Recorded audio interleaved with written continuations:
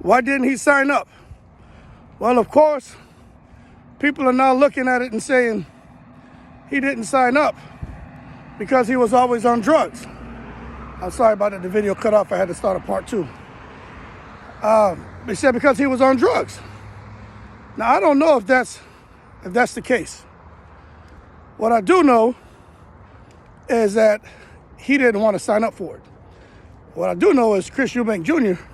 has always been a participant in random drug testing.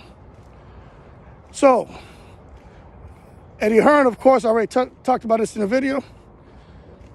He wasn't too concerned about VADA because over there in the UK, they're only responsible to UCAD. And UCAD didn't find anything in the sample because that particular substance isn't on the prohibited list. Okay? So Eddie Hearn figured they were just gonna keep this in-house and focus more on UCAD and just let the fight take place. Okay? Now, back to the A and B samples. Eddie Hearn, Matchroom, and everyone keeps talking about, let's wait to find out what the B sample is going to say. Because the B, remember, A and B sample is taken from the same urine, same day, same time. Or the same blood, same day, same time. They're saying there's a chance the B sample will come back clean. And for people who are wondering, well, how in the world, why are they spinning their wheels on a B sample when A's come back negative when that sample was taken at the exact same time? It's the same urine, same blood. You know, they just put it in 2 different vials, 2 different cups. So why spin your wheels? Well, I'm going to tell you why.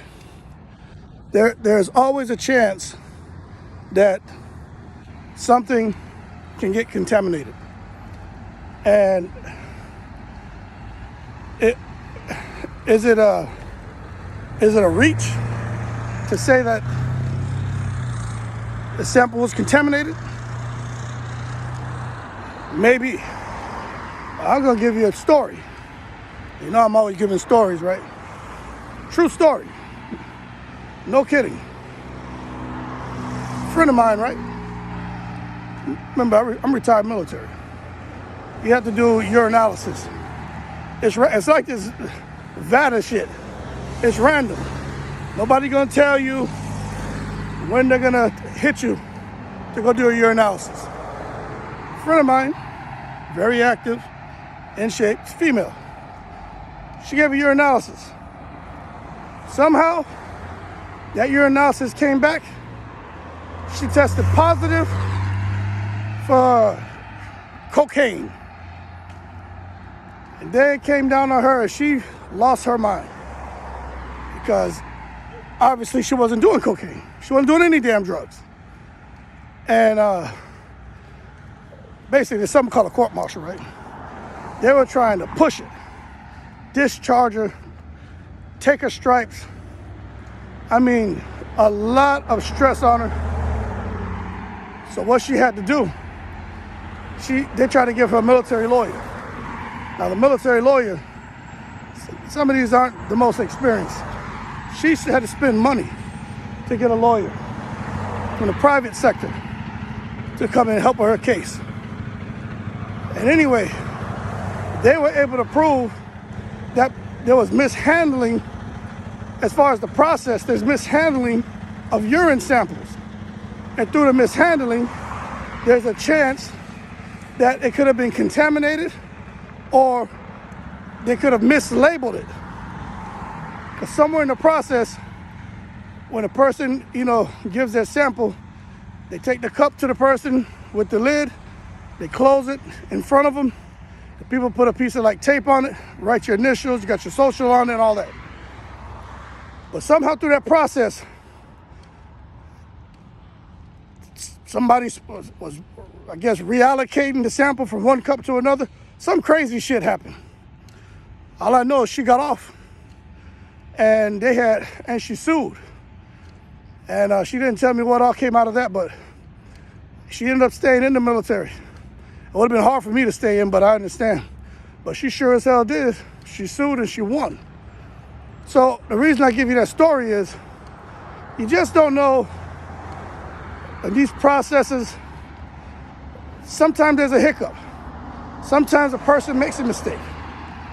But at the end of the day, you would think guys like Vada would have this down to a science and wouldn't just have a knee-jerk reaction to want to run and report a positive test for a performance enhancement drug or some kind of banned substance before really doing their due diligence and ensuring that processes were being followed so there wouldn't be any backlash and possible lawsuits, like a friend of mine who ended up suing the damn government. But at the end of the day, when this B sample comes back, you know, we'll see what happens. But for those of you out there who are saying, why are we talking about A and B samples? Some people think it's misconstrued. They're thinking the A sample is given like today, the B sample is something that's given like the next day. No. The guy's sitting there basically taking a piss, full stream. Fill up one cup, that same stream, just redirect, boom. Fill up the second cup. You understand? Same urine. They just put it in two different cups. Very unfortunate, man. So now you look at what's going on as far as the fight going forward, being rescheduled. Now they're talking about the weight. Eubank Jr. not coming in at 157 anymore. All that's being shuffled now. All that stuff that was contracted, all that's being juggled now. So who knows what, if they're going to fight, first of all, and if they do, what weight they're going to fight at. No one knows. Now, before I end this video, I touched on this last night. I did a video about Eubank Sr. saying, being the whistleblower, right? Check this out. Horrible. I think it was Eubank Sr.